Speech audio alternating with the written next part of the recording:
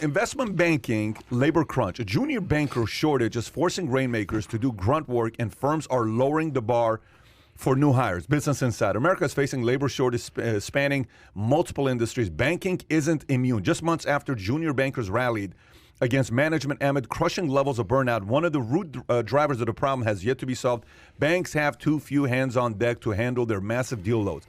As a result, some senior bankers have been forced to roll up their sleeves to work on deal processes that typically would have been relegated to the most entry-level employees, according to some banking insiders. In some cases, the situation has gone to dire that banks have had to turn away business. Some firms have easily shed junior throughout the which have heavily shed juniors throughout the pandemic, have recently been laterally hiring juniors with minimal experience who have a pretty steep learning curve. So can you imagine saying, "Oh my gosh, we have so many deals, we have to turn them down"? Yeah. What a place to be.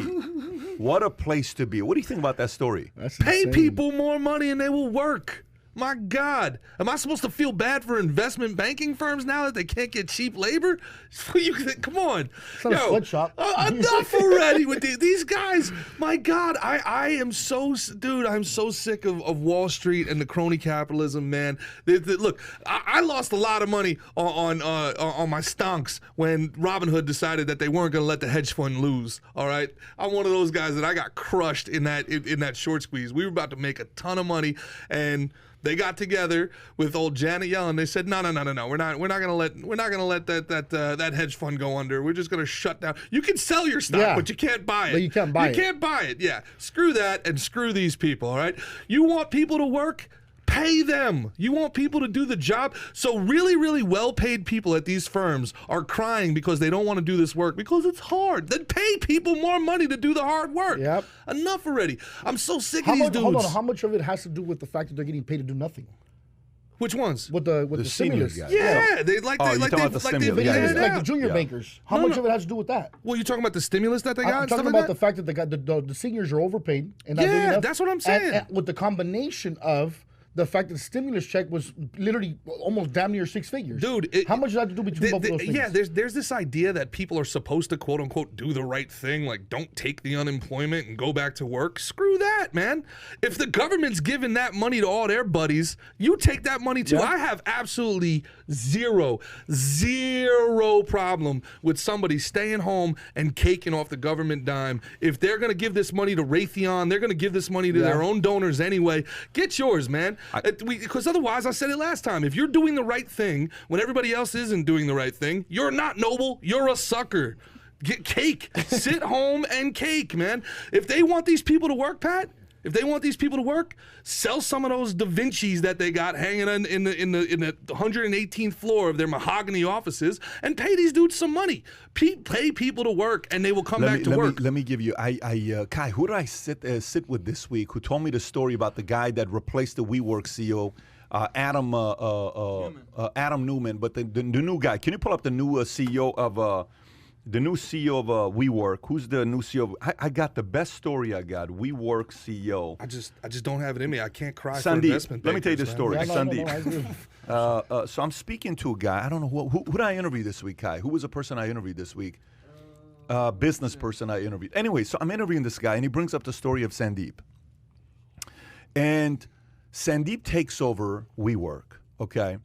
And he, this one guy is shadowing him. I wish I could remember who I'm talking to. This one guy is shadowing him, around him. Oh, Peter Tunney. I'm with Peter Tunney, who's an artist out of Wynwood. Great artist. Love the work. He's coming to my house right after this. I've got something I commissioned. He's coming out to do some. He's done stuff for Michelle Obama, for Jared Kushner, for Trump, for everybody, for Bezos. Everybody's got his piece. He's got a ridiculous. He used to be an investment banker back in the days. Very interesting guy. He says, at 14 years old, I went to a party, and there was pot, there was cocaine, there was everything there. He said, I left the party at 45 years old. That's what he says. He says the guy's filled with stories. So we go to his place, and this weekend I go and I take Shonda and I take Mario and I take Sam. We go there. Anyway, he tells a story about his friend from WeWork, Sandeep, who took over, and he's got a good relationship with him. He says, Pat, let me tell you how this guy did it. He did it right. He says, Sandeep comes to want to save WeWork. And I asked him a question, how did you save it? He said, very simple. This is what I did. He says, I live in a 2-bedroom place, okay? He says, I drive a Volvo.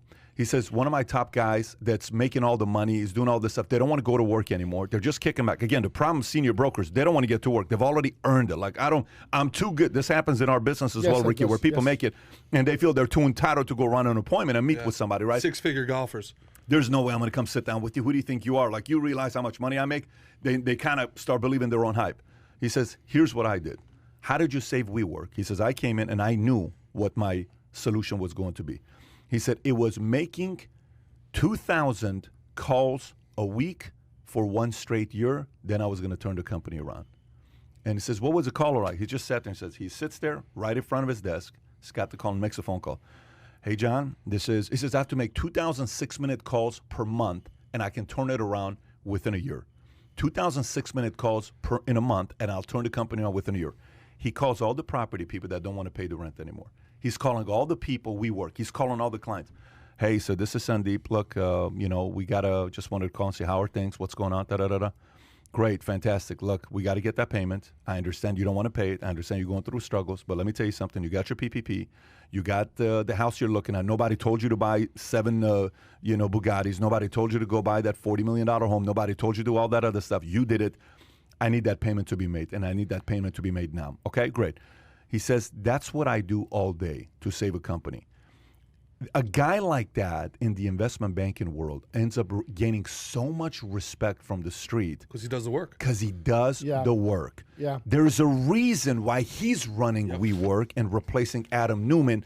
And some guy who's out there, an investment banker who's making a senior broker, he's making $1 million, $1.5 million, he thinks he's already made it, and he doesn't want to go. Here's another guy that comes in, he's worth $500 million. This guy's going to end up being a $500 million type of guy, the CEO of WeWork, right? No, I'm making the phone calls. Going back to the drawing board, he says, look, running a company is sales. You got to make the phone calls.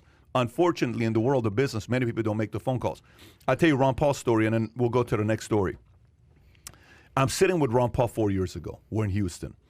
And were you with us? Or I was, yeah. So we're sitting with Ron Paul, and it was 4 years ago, and I'm interviewing the guy. And what a genius of his brain is a very interesting brain, right? And he says, years ago I'm a doctor. I think was he delivered 4,000 babies. This was right after there was that shooting his son got shot at during the congressional. Yeah, it was pretty ugly. But he used to be a doctor, and I think he delivered 4,000 babies. I don't know. I think it's a 4,000 baby, the number that he talks about. He says, one day I hear about this economist. He says, so I go, while I'm a doctor, I go to hear him speak. And I go once, and I go twice, I go 3 times, I go 4 times. He says, I keep going back to the guy, and he tells the guy, I don't know who it was. He says, I tell the guy that, look, I can't get this stuff out of my head, and I want to tell the world about it. What do I do? Ron Paul gave the most ridiculous story. Watch what he says. He says, the guy told me, Ron, don't worry about it. He says, when you believe in a real cause, and it's not fake, and you can't help but talk about it, it's a crusade, you can't help but talk about it, don't worry. The right people will eventually find you and give you a platform. Wow. What a statement, right? Yeah. And look at the guy and what he did. He raised $6 million on MySpace in 24 hours, and that became at 69 years old, and everybody realized raising money is on social Bernie media. Sanders so Ron stole Paul, his whole campaign. And nobody even stole the whole love and everything like that. Love revolution. He also said something else in that was really brilliant. That you asked him what the problem was. This might have been off air while we were setting up the cameras. He asked him, what's the problem in Washington? Like, why can't people get together? And he said, everybody's a lawyer. They're trained to win. Oh yeah. He said that. That's it. He said that. So they don't care if they're right or wrong. They're literally trained winners. Right. They're trained to win no matter what. He said you go to law school to learn how to win. Right. That's literally it. Not to negotiate. So he's a doctor, and then he was describing to you that there's maybe like 4 other businessmen, and there's one guy from MIT, and then everybody else is a lawyer. So you have 2 people, then they can tell you, over dinner, like, hey, look, you're totally right about this. This is something that we shouldn't do. And then the next day on the floor and be like, we have to do this. This is for America. It doesn't matter. They're there to win. Insane. And he thinks because they're lawyers, there's not enough of a cross section. Right. There's no there's no teachers in Congress. There's no farmers in Congress. There's no entrepreneurs. Barely entrepreneurs. If you want to count Mitt Romney, I mean he cuts people up and chops them in half. You know what I mean? He doesn't build businesses. He actually made his entire career on tearing them down and parting them out. He runs a chop shop. You know what I'm saying? So not that you would know anything about that. Forgive me, sir.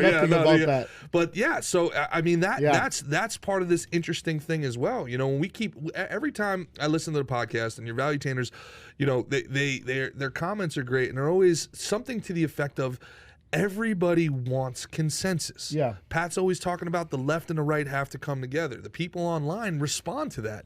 And it's not that we're like in some sort of isolated echo chamber where it's like, hey, working together helps. Like every human on earth knows that working together is better than going head to head with each other.